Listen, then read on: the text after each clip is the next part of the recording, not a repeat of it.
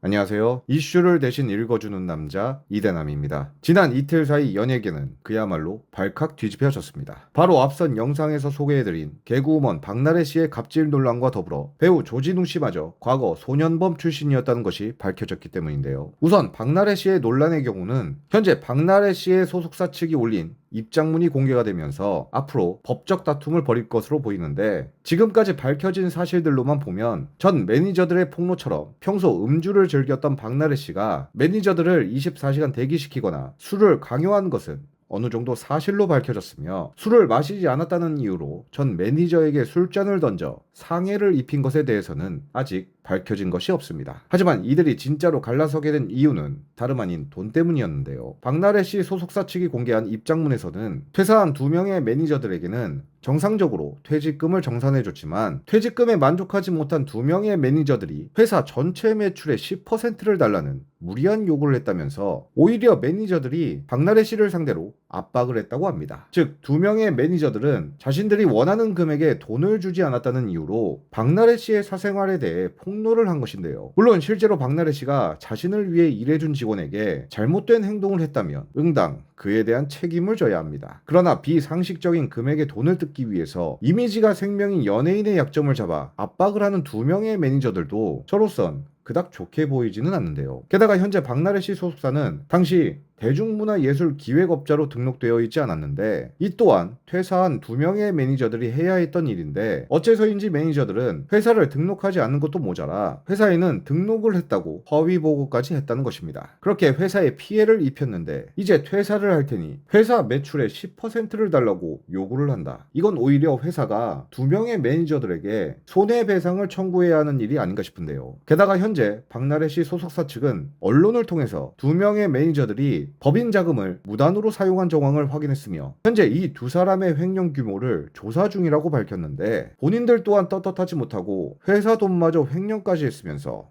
누가 누구에게 피해를 입었다고 하는 것인지 도무지 이해가 되질 않지만, 어찌됐든 양측의 주장이 저렇게 확고한 만큼 아무래도 이 논란은 법적 공방을 통해야 진실을 밝혀낼 수 있기 때문에 결과가 나올 때까진 상당히 많은 시간이 소요가 될 것으로 보입니다. 그리고 바로 어제 디스패치에서 보도한 배우 조진웅 씨의 논란의 경우는 정말이지 충격 그 자체였는데요. 내용을 살펴보면 조진웅 씨가 고등학교 2학년 때 일진 무리들과 어울려 차량을 절도하고 성범죄까지 연루가 되어서 당시 소년보호 처분을 받아 소년원에 송치된 소년범이었다는 것입니다. 하지만 의외로 조진웅 씨는 소속사를 통해 빠르게 입장문을 공개했고, 미성년 시절 잘못한 행동이 있었음을 인정하면서도 성폭행 관련 행위는 무관하다고 밝혔는데요. 문제는 소년범 출신이라는 것을 숨기고 지금껏 정직한 형사 이미지, 그리고 광복 80주년 경축식에서 맹세문을 낭독해 독립투사의 이미지까지 얻었다는 것인데, 이 모습을 TV에서 본 피해자들은 그는 약한 사람을 괴롭히던 가해자이자 범죄자다. 그런데 경찰 역할을 맡으면서 정의로운 모습으로 포장이 됐다며 제보가 쏟아졌고, 결국 조진웅이 본명이 아닌 아버지의 이름으로 활동을 하는 이유가 과거를 숨기려는 의도였다며 현재 대중들의 많은 비난을 받고 있습니다. 게다가 무명 시절 같이 공연을 하는 배우를 폭행해 벌금형 처분을 받았고, 음주운전 전과까지 밝혀지자 도대체 정부에서는 왜 조진웅을 광복절 행사에 맹세문을 낭독하게 했는지 강한 의문을 품고 있는데요. 당연히 그럴 수밖에 없는 게, 국가 행사를 진행할 때에는 보통 참석자나 참가자들의 범죄 이력이나 신상 정보를 모두 검토하고 선별을 합니다. 그만큼 국가에서 시행하는 행사인 만큼 논란이나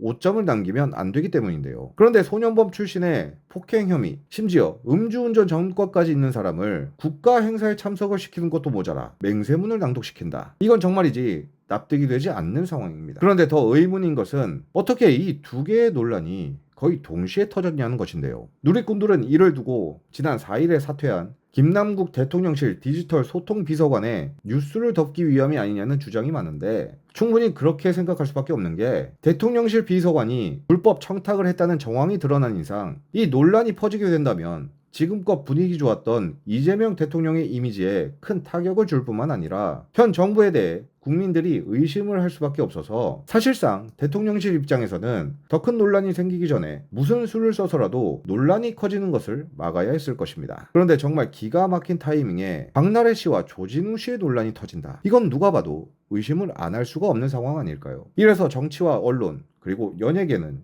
뗄래야 뗄 수 없는 사이라고 하는 것 같습니다. 앞으로 박나래 씨와 조진웅 씨의 논란이 어떻게 진행될지는 잘 모르겠지만 한 가지 아쉬운 것은 조진웅 씨의 사건으로 인해 10년간 기다려온 드라마 시그널2가 무한 연기가 됐다는 것인데요. 아쉬움은 어쩔 수 없지만 그렇다고 범죄를 숨기고 지금껏 활동을 한 조진웅 씨를 우리가 이해를 해줘야 할 필요는 없기 때문에 아무쪼록 자숙을 하시면서 피해자들에게 사죄하는 마음을 갖고 충격을 받아 혼란스러워하는 국민들에게 가능하다면 진실을 들려주셨으면 좋겠습니다. 오늘의 영상을 마치겠습니다. 시청해주셔서 감사합니다.